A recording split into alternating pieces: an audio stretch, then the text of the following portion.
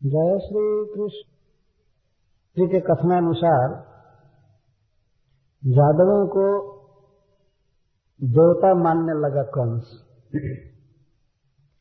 और जब भी सब विरुद्धत जादवों से बहुत भारी विरोध किया, उन्हें सताने लगा। किस प्रकार सताता था उसका वर्णन नहीं किया जा रहा है। कंस के जो सबसे मुख्य सहयोगी थे, साथी थे, इसी में मंत्री थे और अमात्य, सेनाध्यक्ष, जो भी उसके जो एसोसिएट्स थे, परिकर थे, उनका नाम श्री सुखदेव गोस्वामी गिन रहे हैं। ये सभी भगवान के द्वारा या भगवान के पार्षदों द्वारा मारे गए हैं, इसलिए इनका नाम लेना भी एक पुण्य का ही कार्य है। इसलिए अध्याय के प्रारंभ में भगवान का नाम न लेकर श्री सुखदेव गोस्वामी कंस के साथियों का नाम ले रहे हैं। प्रलंब, बक, चारुण, पूतना, केसी, तृणावर्त, महासन, मुष्टिक, अरिष्ट, द्वीप, पूतना, केसी, धेनुक, बाण और नरक, भौम और मागध, जरासंध, ये सब उसके साथी एक से एक बलवान थे और इसके सहायक थे। अतः जादवों को सताने में इसके लिए तो बाएं हाथ का खेल था।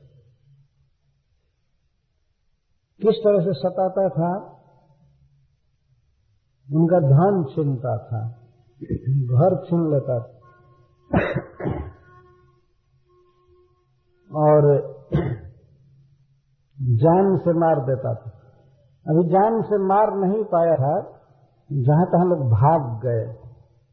जब ही वो नियम निकाला, रिजोल्यूशन पास किया कि जितने जादव हैं सबको मार दिया जाए, उनका घर छीन लिया जाए और उनका धन छीन लिया। तो जब ही सुने तो ही जहां तहां भाग गए, घर छोड़ करके। मथुरा जी में कुछ लोग रहते थे और भी माथुर मंडल में, सूरसेन प्रदेश में सब जादव घरे थे। ये लोग अपना अपना निवास स्थान और धन, खेत सब कुछ छोड़ करके जहां तहां भाग गए। बड़े सुखी थे, धनी व्यक्ति थे, लेकिन ऐसा उपद्रव किया कंस की पीड़िता कुरु पंचाल के ज्ञान। अपने अपने संबंधियों के यहाँ छिप करके चले गए, प्रकट नहीं रहते थे। जैसे मान लीजिए महाराज युधिष्ठिर के पास कुछ चले गए, उधर युधिष्ठिर उस समय राजा नहीं थे, और लोग चले गए इधर उधर। कुछ लोग द्रुपद महाराज के राज्य में छिप करके रहने लगे, भेष बदल करके।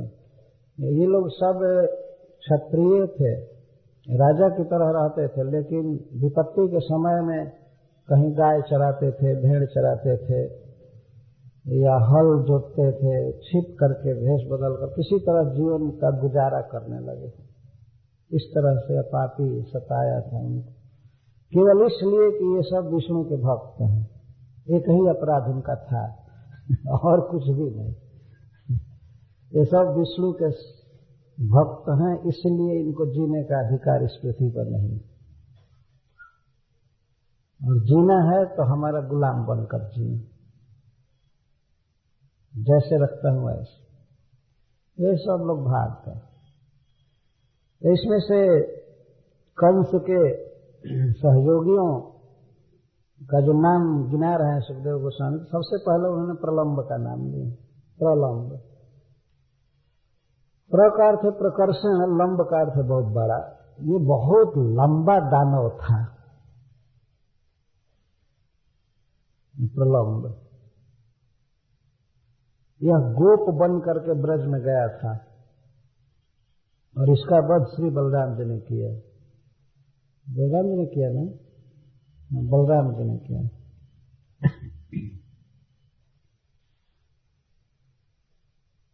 इसके विषय में यह कहा जाता है कि यह प्रलंब डायरेक्ट दैत्य था, केवल कर्म से ही नहीं, जन्म से भी दैत्य था। जन्म से था और कर्म से था। भगवान के सखा के रूप में बन करके और खेल कर रहा था। जिस दिन मारा गया यह, उस दिन बाह्य बाहक लक्षण खेल कर रहे थे भगवान। दो दल में बंट गए थे। एक दल के नेता थे श्री बलराम जी, बाद में मारा गया, वो हम कथा कह रहे हैं। एक तरफ बलराम जी मुखिया बने प्रधान और दूसरे तरफ श्री कृष्ण।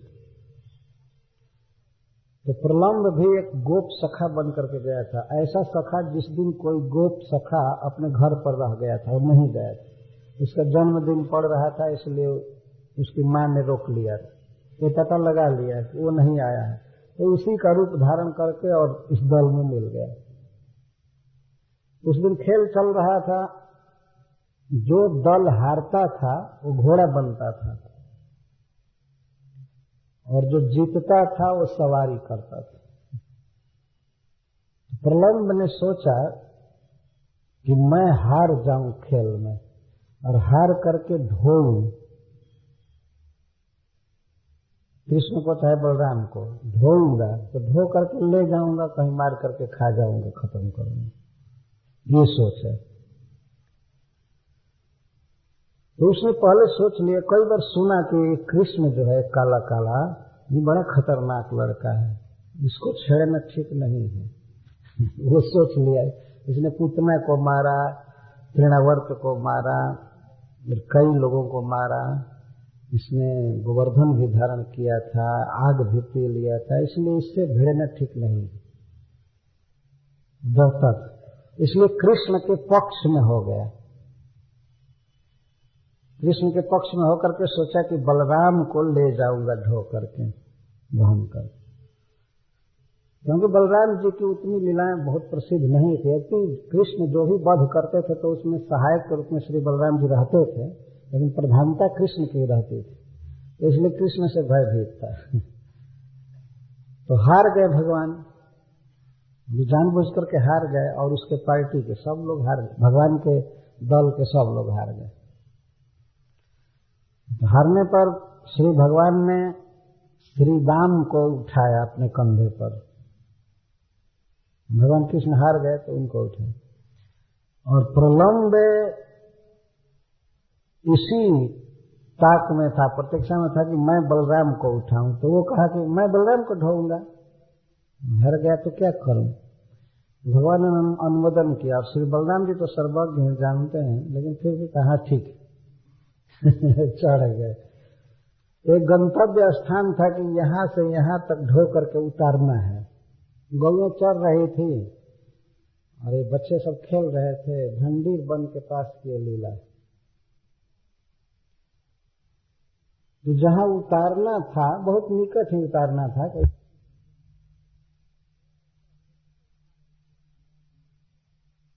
लगता है कि सब सुख मिल गया उनको।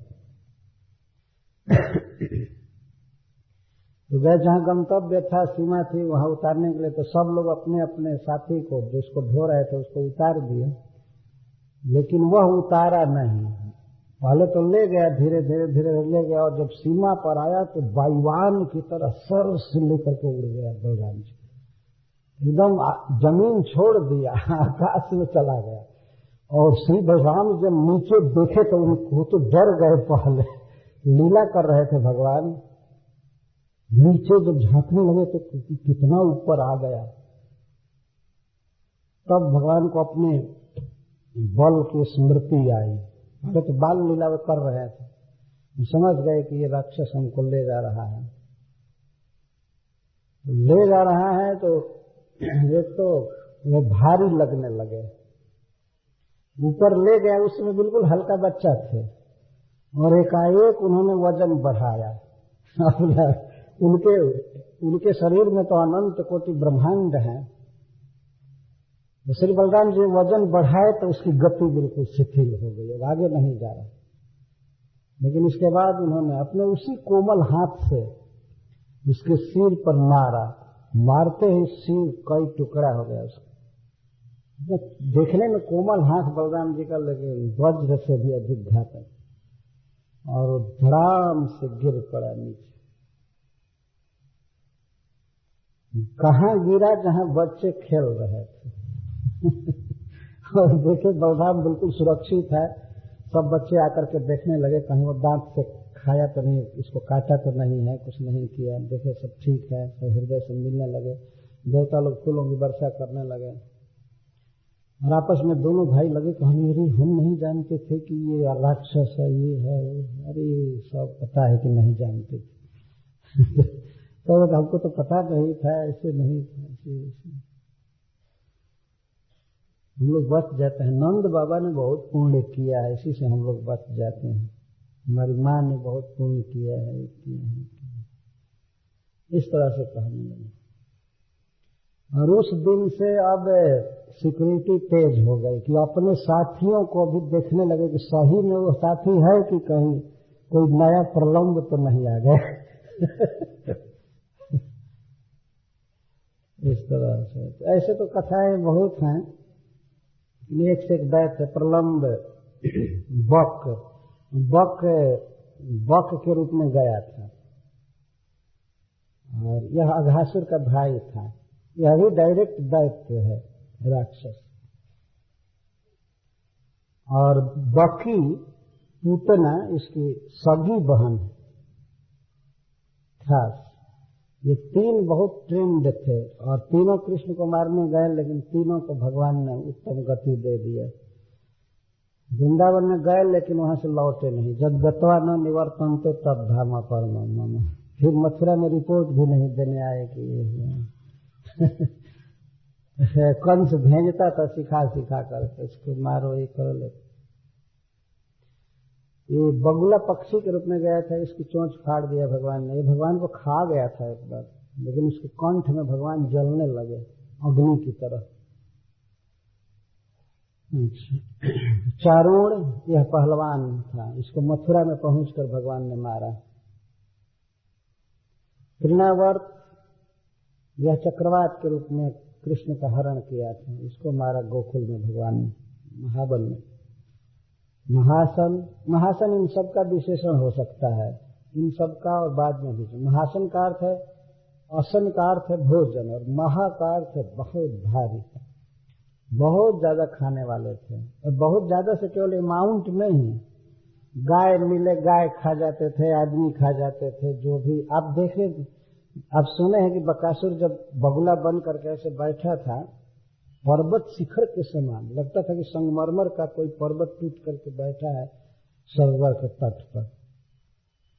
वो सब बच्चे पानी पिला रहे थे गौओं को, स्वयं भी पानी पी रहे थे और कह रहे थे कितना सुंदर पर्वत शिला गिरा है, देखो बगुला के आकार का है। आपस में बात करते थे, बिल्कुल बग के आकार का है।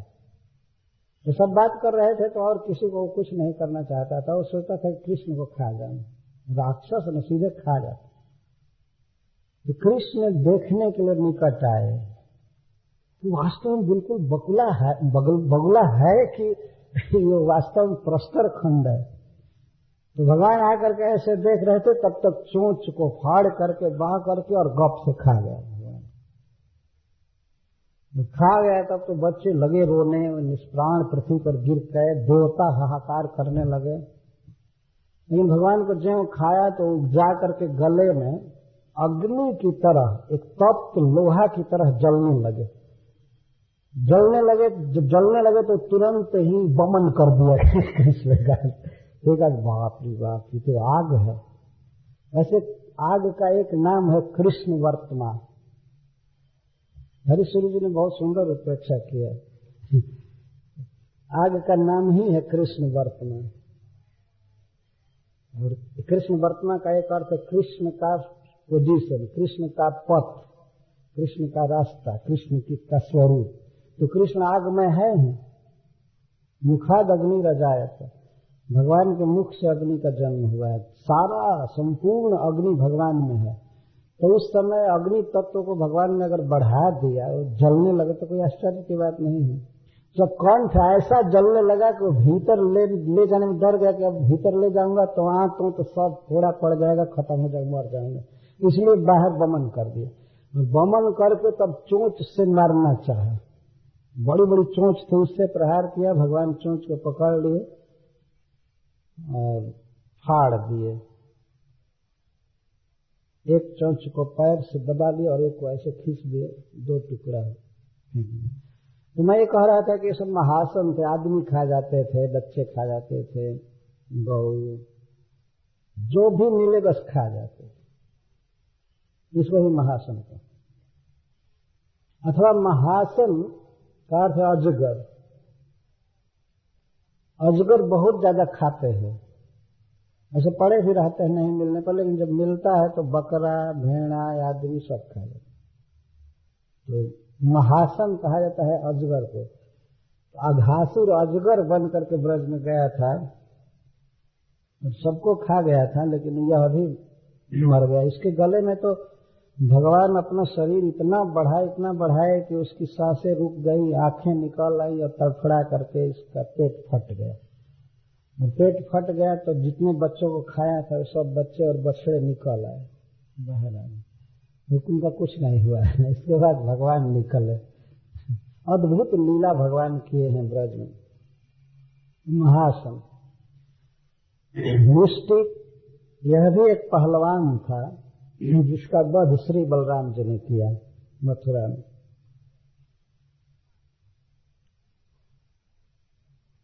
और अरिष्ट, यह वृषभ के रूप में ब्रज में गया था, बैल के रूप में।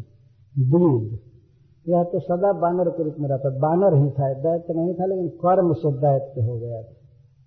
इसका भी वध श्री बलराम जी ने किया बाद में। बहुत बदमाश बानर था, बहुत बलवान था। जब इसने सुना कि कृष्ण कंस का वध कर दिया है और आकर के द्वारका में रह रहा है, तो पूरा गुजरात प्रदेश को तबाह कर दिया। जितने वृक्ष थे उखाड़ करके फेंक दिया और इतना पानी उछाला कि लगा कि अब द्वारका डूब जाएगी। फिर भी इसको माफ कर रहे थे बलराम जी। लेकिन बलराम जी एक बार रैवतक पर्वत पर विहार कर रहे थे अपनी प्रेयसियों के साथ, घूम रहे थे, तो ये बलराम जी को लगा चिढ़ाने, बहुत बदमाशी कर रहा है। बलराम जी माफ कर रहे थे, ध्यान नहीं दे रहे थे, बानर है क्या मारे। और वो उनकी सेना में लड़ा भी था, भगवान राम की सेना में था, इसलिए भगवान माफ कर रहे हैं। लेकिन हद कर दिया। अंतिम गलती क्या किया कि आकर के श्री बलराम जी की प्रेयसियों के कपड़े के छोर को, साड़ी के छोर को फाड़ दिया, इतना तक किया। और श्री बलराम जी का जो मधु पात्र था उसको ले जाकर फोड़ दिया। और बहुत से मुंह बनाता था, गुप्तांग दिखाता था, बहुत गलत कार्य किए। तब श्री बलराम जी सोचे कि चाहे कितना भी सेवा किया है, अब इसको मारना जरूरी है। और उठाए हल तो उनके संकल्प से करोड़ों योजन बढ़ सकता है। जिन्होंने संकल्प किया, हल से उसको पकड़ लिया और पकड़ करके मूसल से, ये कहीं मूसल मारे बस वहीं खत्म। भगवान को ज्यादा जोर से मारने की जरूरत नहीं पड़ी। इतना बलवान बानर लेकिन एक मूसल नहीं सह सके, खत्म हो। पहले बलराम जी ने नहीं मारा, वो जब उसको ललकारा उन्होंने तो वृक्ष उखाड़ करके लड़ रहा था, पत्थर मार रहा था बलराम जी पर, सब मारा था, लेकिन अंत में उन्होंने हल से पकड़ कर मार दिए, खत्म। मुष्टिका रिष्ट द्विज पूतना केसी धेनु कई। पूतना सभी लोग जानते हैं, केसी ये अश्व के रूप में, घोड़े के रूप में गया था। धेनु एक गधा के रूप में गया था, जिसको भी बलराम जी ने मारा।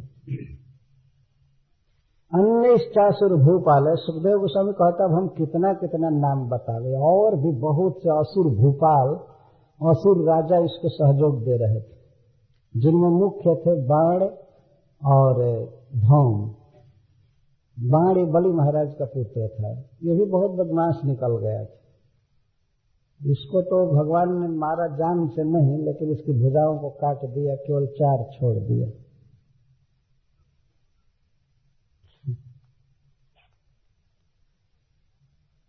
अद्भुत अद्भुत कथा है, उसको बहुत बाह मिल गया था।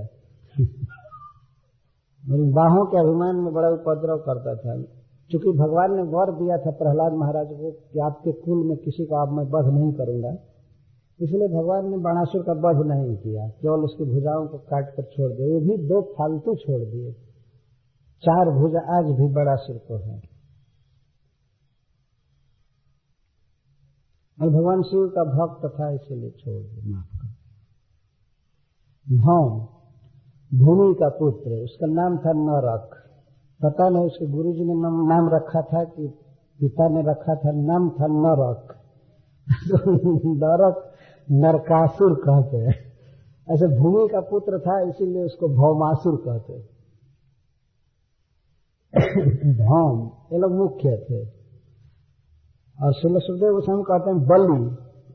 कंस स्वयं बहुत बड़ा बलवान था, जिसके पास बल हो उसको बलि कर, बलि था, स्वयं बड़ा बलवान था।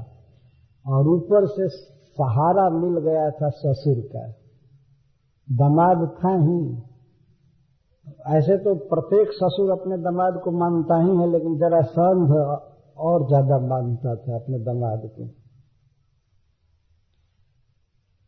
मागध है, ये मगध देश का राजा जरासंध हमेशा कंस को पोषित करता था, उसका पक्ष लेता था, चाहे कितना भी वो गलती करे लेकिन सहारा देता था। तो इन सब से युक्त होकर के यादवों पर अत्याचार करने लगा। इसका अर्थ है कि इन सबने राय दिया था कि हाँ मारो मारो मारो, खत्म करो। कोई मना नहीं किया कि नहीं ये ठीक नहीं है, ऐसा नहीं करना चाहिए। सभी राय दिए, सहायता दिए। ये सब लोग भाग गए। इनमें से जिन प्रदेशों में भागे यादव लोग तो उनके नाम दिए गए हैं। आज तो नाम सब बदल गए हैं, कुछ के नाम रह गए से कुरु पंचाल के कया। कुरु प्रदेश में कुरु महाराज का जो क्षेत्र था उधर कुछ चले गए, कुछ पांचाल में चले गए जहां द्रुपद महाराज का शासन था, के कयान। कुछ मध्य प्रदेश में आ गए और कुछ विदर्भ, महाराष्ट्र, साल, यह भी मध्य प्रदेश में। और कुछ से विदेह जनकपुर के तरफ चले गए नेपाल में, कोसला नपी, कुछ लखनऊ के तरफ, अयोध्या की तरफ चले गए। इस तरह भाग गए, जहां तक छिप गए, दिन बिताने लगे। लेकिन कुछ लोग अक्रूर प्रधान लोग बड़े ट्रिक से कंस के पास ही रहने लगे। एके तम अनुरुंधना ज्ञाते प्रयुपासते तम अनुरुंधना अनुवर्तमाना। कुछ लोग कंस का अनुवर्तन कर रहे थे। एक एक अर्थ केचित कुछ लोग, कुछ यादव कंस के पास ही रुक गए, जैसे अक्रूर जी। अक्रूर जी का परिवार और भी कुछ लोग थे। तो अक्रूर जी आदि यादव चाहते थे कि चाहे कुछ भी दुख हो, लेकिन भगवान का यहाँ पर अवतार होने वाला है, तो भगवान का दर्शन करेंगे,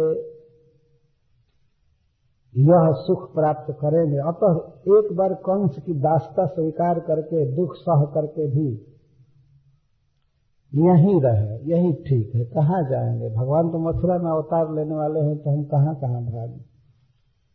तो उस राक्षस की, कंस की नौकरी कर रहे थे, लेकिन अपने स्वभाव से, अपने प्रभाव से कंस को कुछ बातों में अपने बस में कर लिए थे। जैसा बाद में कथा आती है, ये कथा हमने खड़िया में कहा था, किस प्रकार कंस विश्वास करता था अक्रूर जी पर। तो कहा कि मेरा रथ ले जाइए और जाकर के कृष्ण बलराम दोनों को मथुरा लाइए, आपसे बढ़कर के मेरा हितैषी संसार में कोई नहीं। तो अक्रूर जी ने कह दिया कि अरे आप इतने नीतिज्ञ हैं, महान है, राजा है, मैं आपकी क्या सहायता कर सकता हूं। तो इस पर कहता है कि क्यों नहीं। अरे आप देखिए कि इंद्र की सहायता उपेंद्र करते हैं। इंद्र बड़ा है ना, लेकिन फिर भी विष्णु से सहायता लेते हैं। असुर होने के कारण भगवान विष्णु को कम कह रहा था इंद्र से, ये स्वभाव है असुरों। इंद्र उपेंद्र तो ऐसे ही कम पद हुआ ना, उपेंद्र। जैसे कोई गृह मंत्री है, कोई उपगृह मंत्री। तो उप का अर्थ ही है न्यूनत्ववाचक है, तो उपेंद्र ऐसे ही छोटे हो गए इंद्र से। ये मूर्ख राक्षस ही नहीं जानता था कि इंद्र भगवान भक्त हैं उपेंद्र के। कहते जैसे देखिए समय पड़ने पर इंद्र जैसे समर्थ व्यक्ति भी उपेंद्र का आश्रय लेते हैं, और सब जगह अक्रूर जी सेना की जरूरत नहीं पड़ती है। सब जगह लड़ाई झगड़ा से काम नहीं होता है, बुद्धि चाहिए, और बुद्धि में आप हमसे बढ़ करके हैं। किसी खास विषय में सब